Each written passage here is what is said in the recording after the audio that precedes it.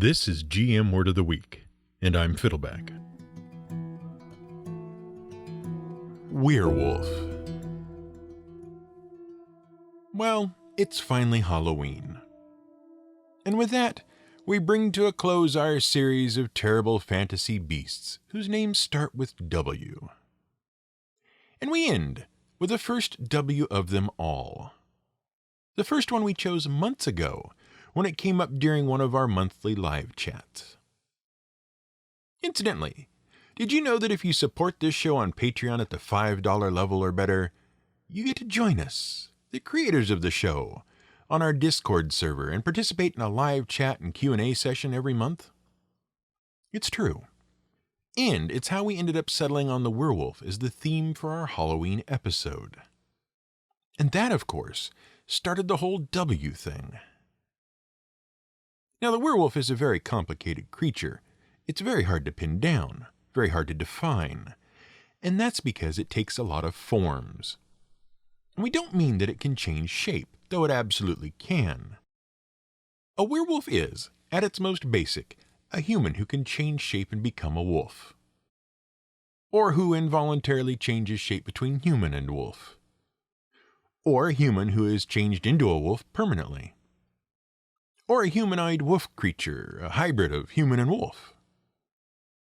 Their shape-shifting powers are the result of powerful shamanic magic, or a warrior spirit, or a curse, or a magical belt, or a disease, or just because they are born that way. Mythologically, they have their origins in ancient Greece, or perhaps Phoenicia, or maybe in South America, or North America, or Central Europe, or Central Asia. And in Dungeons & Dragons, werewolves are just one of a broad classification of human-animal shapeshifters known as lycanthropes. Their cousins include the were-rat, were-bear, were-tiger, and were-whatever other thing the GM wants to create. And that's not even addressing wolf-weres and jackal-weres, which are distinct from werewolves and were-jackals because wolf-weres are wolves that turn into people, not people who turn into wolves. Got that? So there's a lot to unpack with werewolves. Honestly, they are almost as complicated as dragons, and we're going to do our best to cover the most interesting bits of werewolf mythology we can find. The first thing we have to address is the name. As anyone who has spent any time being smug at Sonic the Hedgehog fans knows, Were is a Germanic word which means man. And that's why the strange hybrid of humanoid wolf and humanoid hedgehog that Sonic turns into in the 2008 platformer game Sonic Unleashed should not be called a werehog. Werehog means man-pig. Duh. But those same smarmy pedants have absolutely no problem calling the general class of all human-animal shapeshifters lycanthropes, even though it's equally as dumb. See, lycanthrope is a Greek word, and it means werewolf. Lycos is the Greek word for wolf, and anthropos is the Greek word for human. So calling a were-rat a lycanthrope is just as silly as calling Sonic a werehog. We digress. It's actually appropriate to start with the Greek when talking about the mythological origins of the werewolf, because Greek mythology is generally accepted as the starting point for the myths of the European werewolf.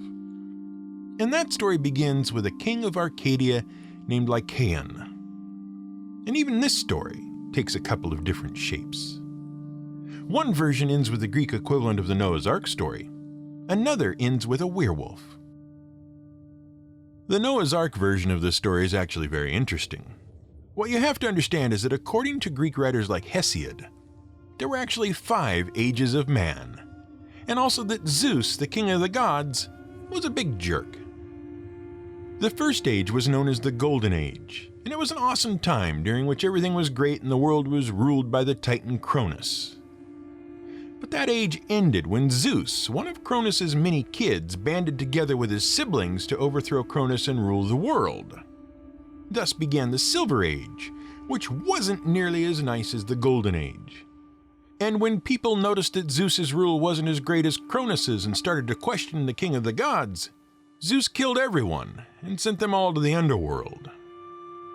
Thereafter, Zeus got bored and created new people, strong, aggressive people, and they had weapons and armor of bronze, so it was called the Bronze Age.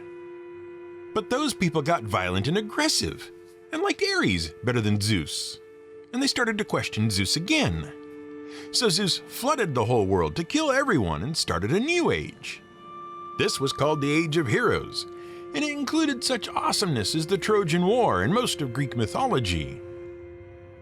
And when that age just sort of sputtered out, Zeus started up the Iron Age. And technically, we're still in that one. Until Zeus gets bored or mad and kills us all again. What does any of this have to do with werewolves? Well, during the Bronze Age, there was a king named Lycaon who ruled the nation of Arcadia. And he really didn't think much of Zeus, except he also kind of did. See, Lycaon did start a big cult to Zeus and built a lot of temples and even helped get the precursor to the Pan-Hellenic Games started that kicked off the Olympic tradition. But in this version of the story, Lycaon didn't like Zeus very much. Specifically, he doubted that Zeus was all-knowing. So one day he decided to test Zeus's all-knowingness by offering the god a meal that contained a secret ingredient: the roasted flesh of Lycaon's own son, Nyctimus. Which totally makes sense and is not at all unreasonable or unfair to Nyctimus. It turns out that Zeus was pretty smart, and he did see through the trick. And this is where the two different endings happen. In one ending, this was the final straw for Zeus, and that's why he decided to flood the world and start again with the Age of Heroes. In another version, Zeus didn't take it out on the entire world. Instead, he punished Lycaon by turning him into a wolf. And also he brought Nyctimus back to life, which is very nice and not at all likely to result in mental scarring for Nyctimus. And thus, Lycaon became the first lycanthrope. Now this whole wolf story, which was told in Ovid's Metamorphosis, actually helps explain a strange ritual that Plato described in his book Republic. He described an annual ceremony held in Lycia in honor of Zeus, which involved grisly human sacrifice and people turning into wolves and back again. However, some scholars have suggested that lycanthropic cults actually predate the Greeks by a few centuries. In his 1928 book, The Werewolf, historian Montague Summers describes a Phoenician cult that, according to legend, had the power to turn into wolves.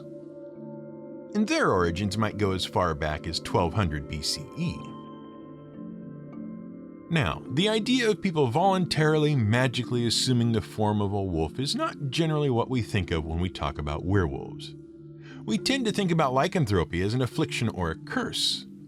And certainly that's how the Greeks saw it. But believe it or not, that is actually a much more modern take on lycanthropy.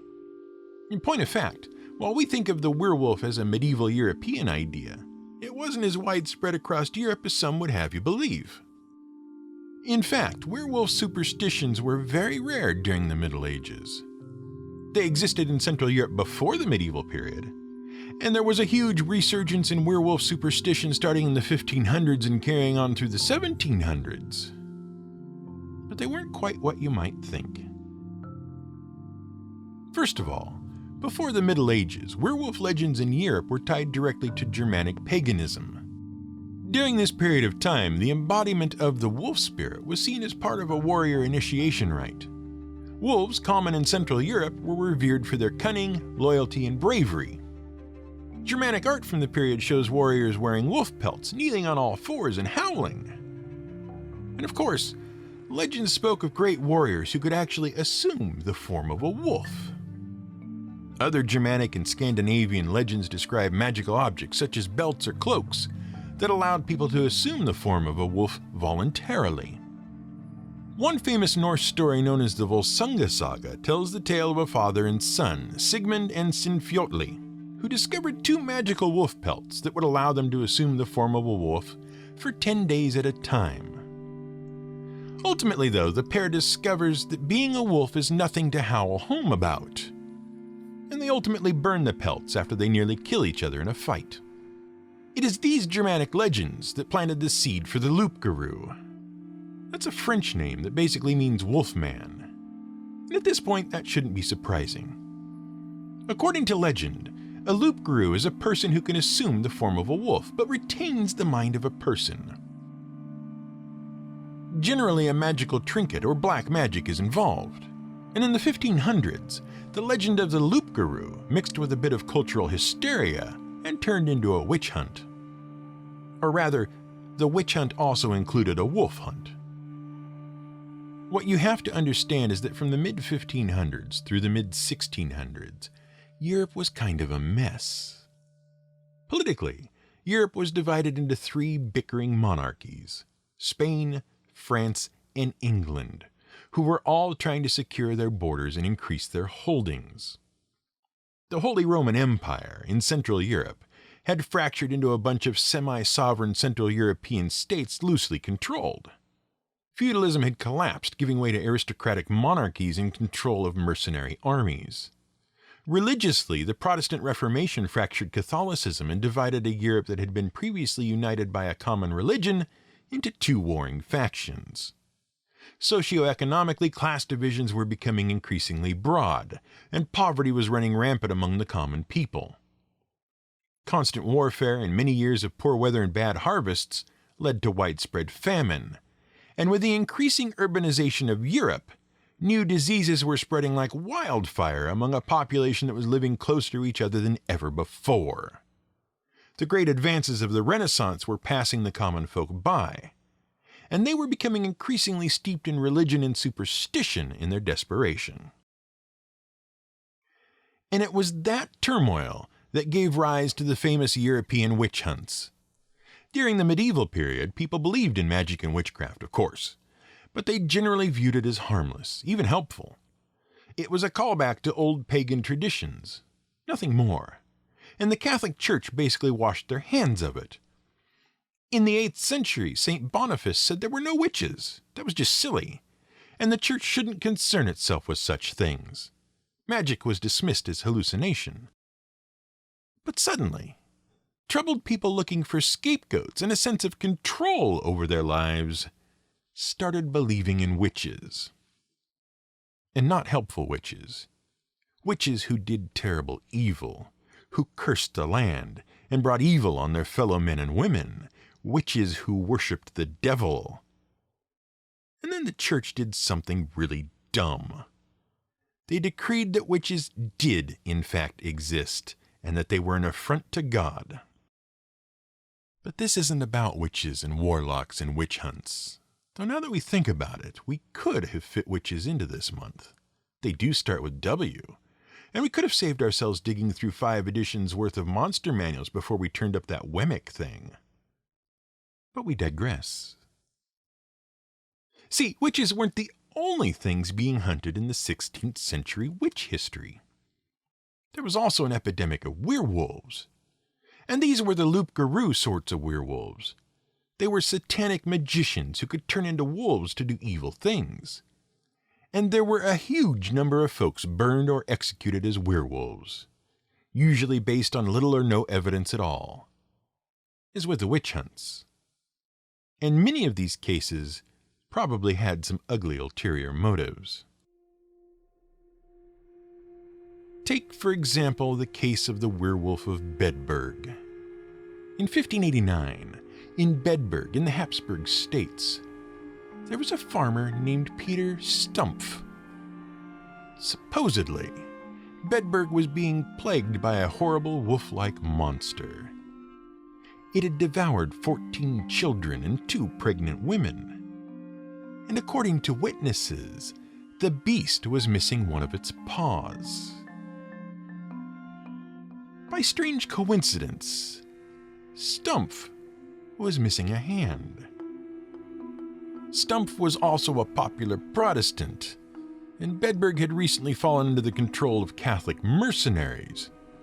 But that definitely had nothing to do with the fact that Stumpf was accused of being a werewolf, dragged to the castle, and tortured until he confessed to being a werewolf, and also to raping his daughter, impregnating her, and then eating the child's brains.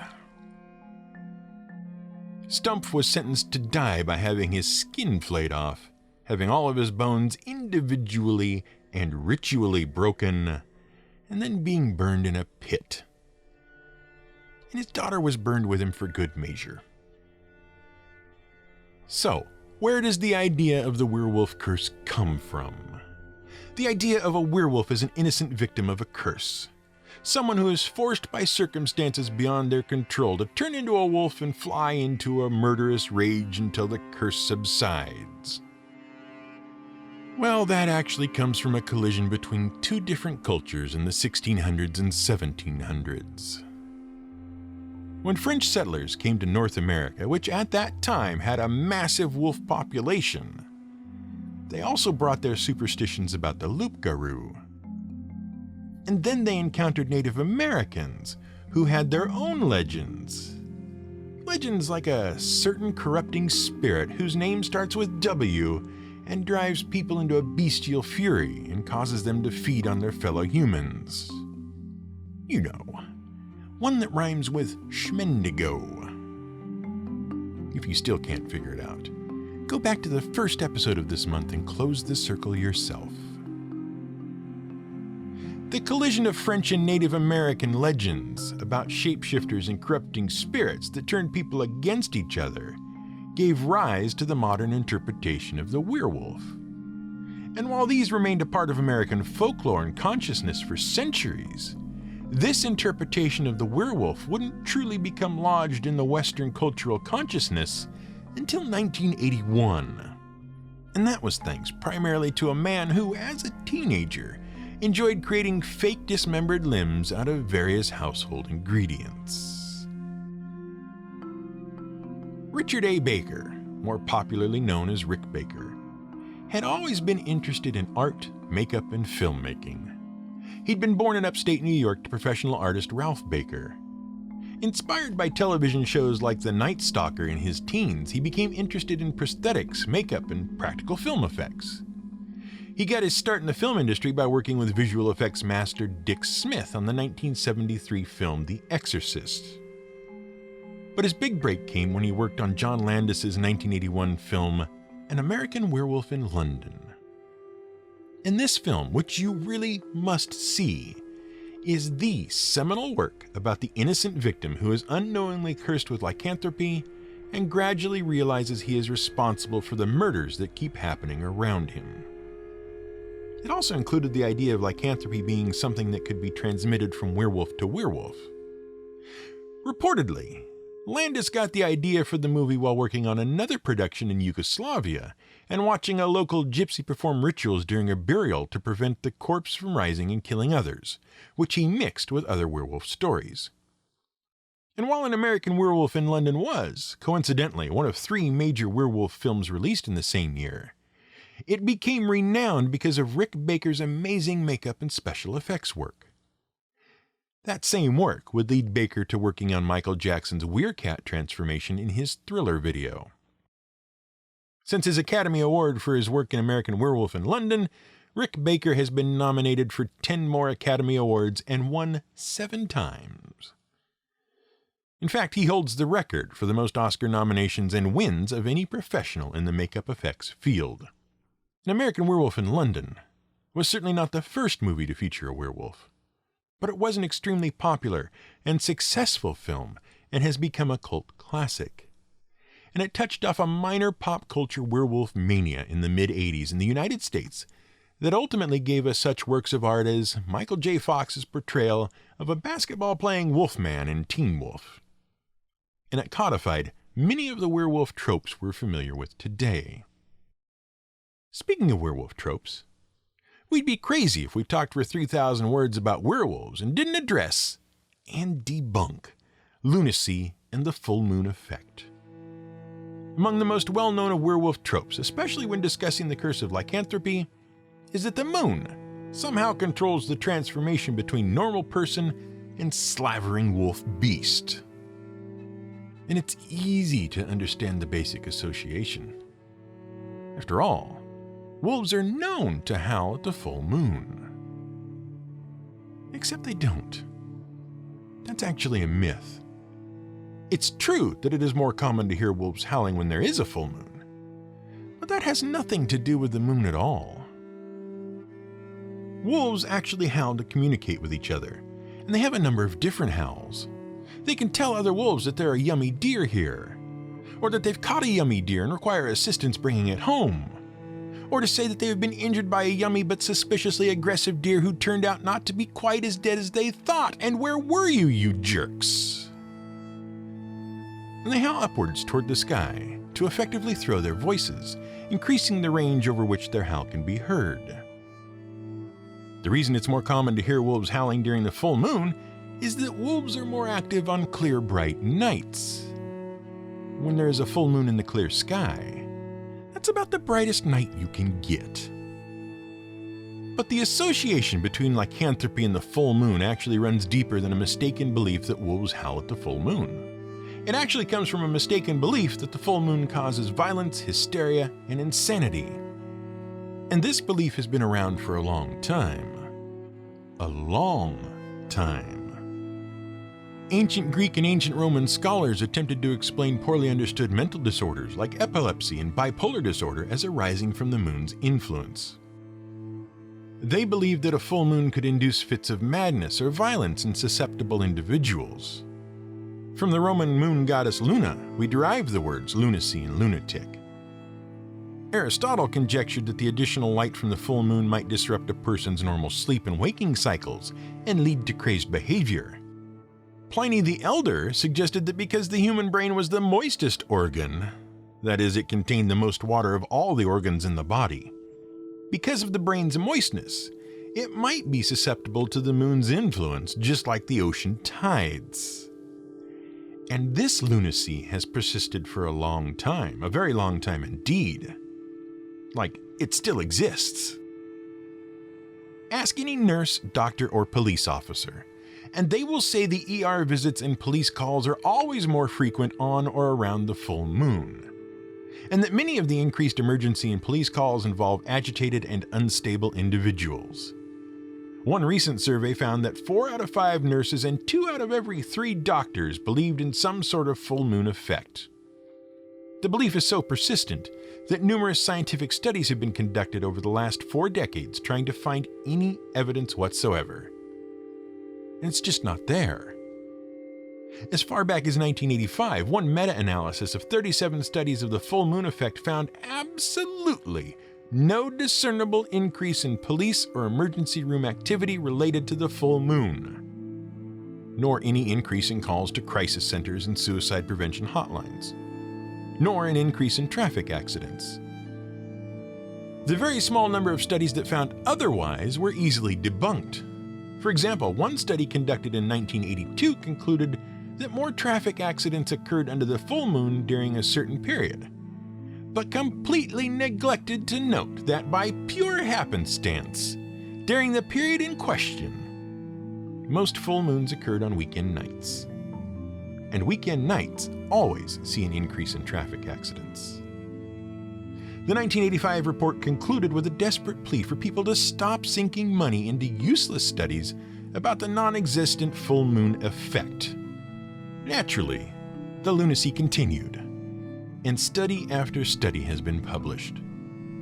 One 3-year study was conducted in Canada about 8 years ago and affirmed, again, that there was no connection between the full moon and any sort of psychological problem. However, the study did find an odd decrease of 32% in anxiety disorders and related incidents on nights during a waning quarter moon. The researchers still have no explanation for that. As to why the belief in the full moon persists, well, psychologists and researchers suggest that it is mainly down to confirmation bias.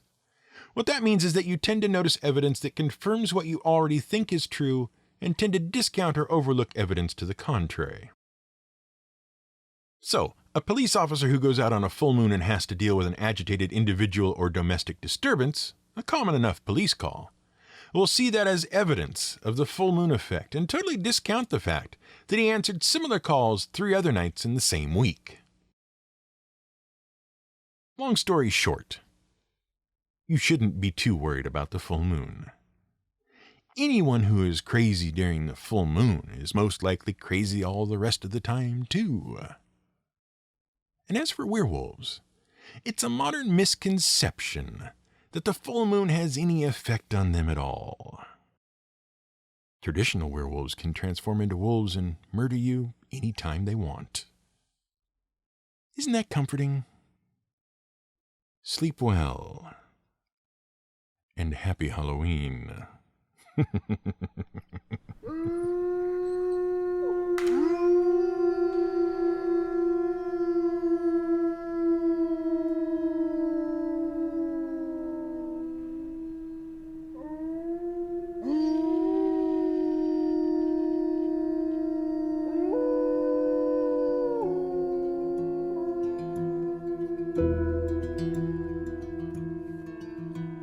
This has been GM Word of the Week. It's written and researched by The Angry GM and produced by me, Fiddleback. You can support us on Patreon at patreon.com/GMWordOfTheWeek. You can find more at gmwordoftheweek.com and theangrygm.com.